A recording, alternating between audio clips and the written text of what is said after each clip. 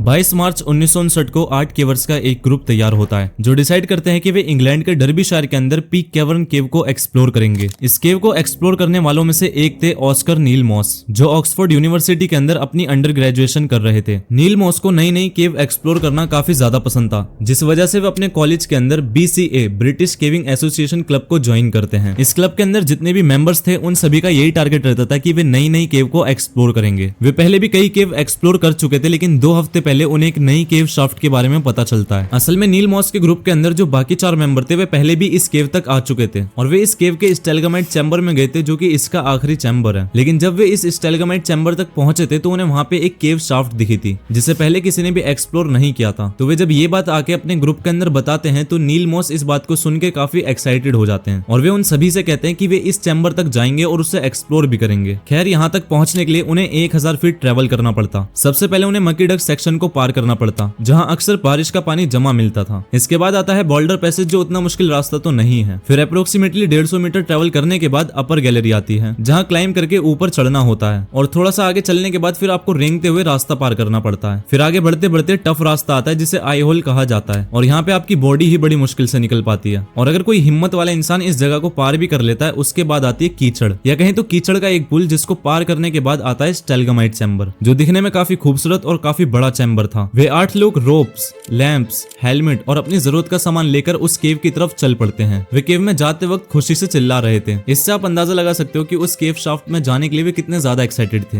वे सभी मुश्किलों का सामना करते हैं, कभी पानी में डुबकी मारते हैं तो कभी पतली टनलों से निकलते हैं, कभी कीचड़ में तो कभी नुकीले पत्थरों से घिसटते हुए आगे की तरफ बढ़ते हैं। लेकिन एंड में वे उस स्टेलगामाइट चैम्बर तक पहुंच जाते हैं। यह हिस्सा काफी ज्यादा बड़ा और काफी ज्यादा खूबसूरत था। उन्हें इस गुफा में कैल्शियम कार्बोनेट मिनरल्स या कहें तो कैलाइट दिखाई देती है और ये जो आपको सफेद सफेद दिख रही है, मैं इसी के बारे में बात कर रहा हूँ। इस बीच नील मॉस काफी ज्यादा एक्साइटेड हो रहे थे क्योंकि उन्हें इस चैम्बर के अंदर उस अननोन शाफ्ट को एक्सप्लोर करना था। नील मॉस के अलावा पहले भी उनके ग्रुप मेंबर इस चैम्बर तक आ चुके थे, लेकिन वे इस शाफ्ट को एक्सप्लोर नहीं करते हैं क्योंकि ये काफी ज्यादा पतली थी और साथ ही उनके मन में थोड़ा सा डर भी था। लेकिन नील मॉस इसको एक्सप्लोर करने के लिए काफी ज्यादा एक्साइटेड हो रहे थे। वे 20 साल के एक लंबे लड़के थे जिनका मानना यह था कि उन्हें केव एक्सप्लोर करने में कोई भी दिक्कत नहीं आने वाली है। खैर, ऐसा उन्हें लगता था। और पता है वे सबसे ज्यादा एक्साइटेड क्यों थे? क्योंकि उनको ये लग रहा था कि अगर वे इस केव को एक्सप्लोर कर देंगे तो उनके नाम इतिहास रच जाएगा। उनका ग्रुप एक एस्टिमेट लगाता है कि ये शाफ्ट अप्रोक्सीमेटली 40 फीट गहरी होगी, लेकिन फिर भी वे एक 75 फीट लंबी सीढ़ी इसके अंदर डालते हैं कि मान लो अगर उनकी एस्टिमेट गलत भी होती तब भी उन्हें कोई दिक्कत नहीं आए। ये गुफा ऊपर की तरफ से 3.2 फीट लंबी और 2.3 फीट चौड़ी थी। नील मॉस दोपहर के 3:30 बजे उस शाफ्ट में नीचे की ओर बढ़ते हैं और नीचे जाते जाते सीढ़ी को पैर से नीचे की तरफ ढकेलते जा रहे थे और नीचे की ओर बढ़ते जा रहे थे। 12 फीट पहुंचने के बाद उनके सामने पहला चैलेंज आता है। यहाँ से नीचे जाने के लिए उन्हें कॉर्कस्क्रू रास्ता पार करना पड़ता। वे कोशिश करते करते उस 10 फीट लंबे हॉरिजॉन्टल रास्ते को पार कर लेते हैं। वे फिर से उसी प्रोसीजर को फॉलो करते हैं, नीचे की तरफ जाते रहते हैं और सीढ़ी को पैर से ढकेलते रहते हैं।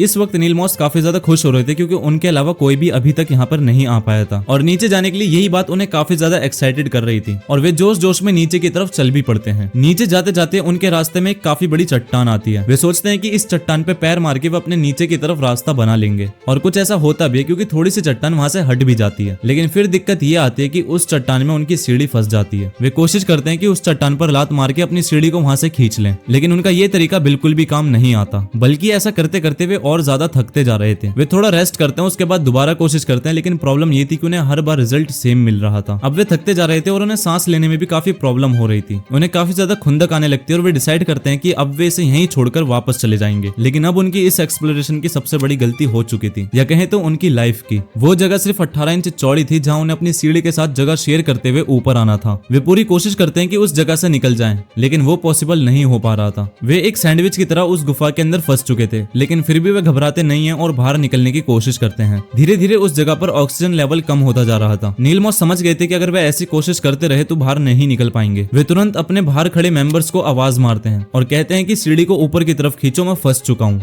बाहर खड़े मेंबर्स बिना देरी करे हुए सीढ़ी को बाहर खींचते हैं। इस बीच अच्छी बात यह रहती है कि वे कुछ इंच उन्हें ऊपर खींच भी पाते हैं, लेकिन उसके बाद फिर सीढ़ी कॉर्कस्क्रू के अंदर फंस जाती है। बाहर खड़े मेंबर्स और नए तरीके भी लगाते हैं और उस गुफा के अंदर रस्सी को डालते हैं। लेकिन पता है प्रॉब्लम क्या हो रही थी कि उस गुफा के अंदर जैसी नील मॉस उस रस्सी को पकड़ते वो उनके हाथ से फिसल रही थी और उस गुफा के अंदर वे इस तरीके से फंस चुके थे कि अगर रस्सी को पकड़ के वे बाहर खींचते भी तो रस्सी टूट रही थी। उनकी दिक्कतें बढ़ती जा रही थी। गुफा के अंदर कार्बन डाइऑक्साइड बढ़ती जा रही थी, जिस वजह से वहां का एरिया काफी ज्यादा पॉल्यूटेड हो रहा था और नील मॉस का सांस लेना काफी मुश्किल हो रहा था। उनके बाहर खड़े साथी समझ गए थे कि अगर इस वक्त प्रोफेशनल को नहीं बुलाया गया तो ज्यादा देर हो जाएगी। वे केव से बाहर जाकर प्रोफेशनल को बुलाने की कोशिश करते हैं। बीबीसी रेडियो में नील मॉस की हेल्प के लिए गुहार लगाती है और उस बीच अच्छी बात ये रहती है कि बीबीसी के रेडियो में कहने की वजह से काफी लोग इकट्ठा हो गए थे। सिर्फ कुछ घंटों के अंदर उस गुफा के पास रॉयल एयरफोर्स, रॉयल नेवी कोल बोर्ड, पुलिस और कुछ केविंग ग्रुप भी वहां पर पहुंच जाते हैं। साथ ही उस गुफा के पास नील मॉस के फादर के साथ साथ एरिक मॉस भी पहुंच जाते हैं। शुरुआत में ये सभी मिलकर एक रेस्क्यू टीम तैयार करते हैं जो नील मॉस तक जाएगी और उनकी सिचुएशन देखकर उनकी हेल्प करेगी। रेस्क्यू मेंबर वहां तक जाते भी हैं, लेकिन वो जगह काफी पोल्यूटेड होने की वजह से उनको सांस लेने में दिक्कत हो रही थी। ऐसा लग रहा था कि वहां पे काफी जहरीली हवा हो, जिस वजह से जो भी रेस्क्यूअर अंदर जाता वे जल्दी ही बाहर वापस आ जाते। आप इस बात से अंदाजा लगा सकते हो कि 3 लोग जब वहां पर गए थे तो उनकी तो हालत ऐसी खराब हो गई थी कि उन्हें अपना कुछ होशो हवास ही नहीं रहा था। इस बीच अच्छी बात यह रही कि उन सभी लोगों में एक थे रॉन पीटर, जो नील मॉस तक पहुंच जाते हैं और उनकी हेल्प भी करते हैं। वे नील मॉस की चेस्ट पर रस्सी बांध देते हैं और फिर बाहर आकर उस रस्सी को खींचने लगते हैं। लेकिन इससे दिक्कत ये हो रही थी कि रस्सी उनकी चेस्ट पर बंधी हुई थी, जिससे उन्हें सांस लेने में काफी दिक्कत आ रही थी। इससे वे समझ रहे थे कि अगर वे इसी तरीके से उन्हें बाहर निकालने की कोशिश करेंगे तो वे जल्दी ही उन्हें खो देंगे। रेस्क्यूअर्स तुरंत ऑक्सीजन सिलेंडर का इंतजाम करते हैं और रेस्क्यू को थोड़ी देर होल्ड करते हैं। रात के 12:30 बजे तक ऑक्सीजन सिलेंडर भी उस शाफ्ट तक पहुंच जाते हैं। वे लोग टाइम न गवाते हुए तुरंत ऑक्सीजन सिलेंडर से ऑक्सीजन को उस शाफ्ट के अंदर छोड़ देते हैं। ये करने से नील मॉस को काफी राहत मिलती है। फिर कई अलग अलग रेस्क्यूअर्स कोशिश करते हैं कि वे उन्हें वहां से निकाल लें। वे रस्से को पकड़ के बाहर खींचने की कोशिश भी करते हैं, लेकिन वो अंदर इस तरीके से फंस चुके थे कि बाहर निकल ही नहीं पा रहे थे। अगर कोई अंदर जाकर नील मॉस की डायरेक्ट हेल्प करने की कोशिश भी करते तो वे अंदर काफी पोल्यूटेड एयर होने की वजह से जल्दी ही बाहर आ जा रहे थे, क्योंकि अंदर का एरिया कार्बन डाइऑक्साइड की वजह से काफी ज्यादा जहरीला हो रहा था और वे नील मॉस पर सही से फोकस नहीं कर पा रहे थे। ये एक जादू सही था कि ऐसे एनवायरनमेंट में भी नील मॉस जिंदा थे। फिलहाल नील मॉस को वहां से निकालने के लिए किसी ऐसे इंसान की जरूरत थी जो साइज में छोटा हो और उसमें इतनी हिम्मत हो कि वो वहां तक जा सके। आप शायद यकीन नहीं करोगे, लेकिन उस वक्त एक 18 साल की लड़की जून बैली इस शाफ्ट के अंदर जाने की कोशिश करती है। वो लड़की साइज में छोटी भी थी और साथ में नील मॉस की मदद करने के लिए तैयार थी। वे नील मॉस तक उनकी मदद करने पहुंचती हैं, लेकिन वहां की टॉक्सिक और पोल्यूटेड एयर की वजह से उन्हें जल्दी वहां से बाहर निकाल लिया जाता है। सभी लोग कुछ ना कुछ करते रहते हैं कि कैसे न कैसे करके नील मॉस को वहां से बाहर निकाल लिया जाए, क्योंकि धीरे धीरे गुफा के अंदर कार्बन डाइऑक्साइड की मात्रा बढ़ती जा रही थी, जिस वजह से उस गुफा के अंदर एक जहरीला माहौल क्रिएट हो रहा था। एक तो उनके पास वैसे ही काफी कम टाइम था और दिक्कत तब बढ़ जाती है जब गुफा के बाहर बारिश होनी शुरू हो जाती है और केव के अंदर पानी भरने लगता है। वे सभी लोग उस गुफा से बाहर निकल जाते हैं और बारिश रुकने तक का इंतजार करते हैं, लेकिन अच्छी बात यह रहती है कि कुछ टाइम बाद वो बारिश रुक जाती है और वे सभी दोबारा से वापस आ जाते हैं। रात के 3 बज चुके थे। वे सभी उस शाफ्ट के बाहर आकर नील मॉस को आवाज मारते हैं, लेकिन इस बार गुफा से कुछ भी आवाज नहीं आ रही थी। वे नील मॉस को चेक करवाने के लिए एक आरएफ डॉक्टर को भेजते हैं। आरएफ डॉक्टर चेक करने के बाद वहां से वापस आते हैं और बताते हैं कि नील मॉस की डेथ हो चुकी है। अप्रोक्सीमेटली 24 मार्च की रात 3 बजे उनकी डेथ हो गई थी।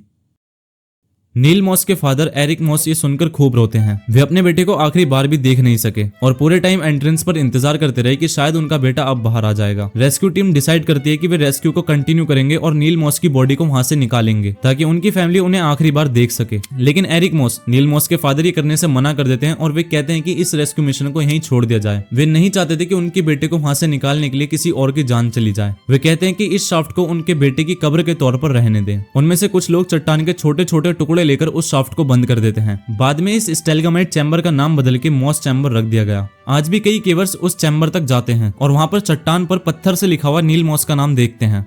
कई साल बाद नील मॉस को ऑनर देने के लिए उनके इस इंसिडेंट के ऊपर मूवीज और किताबें लिखी और बनाई गई।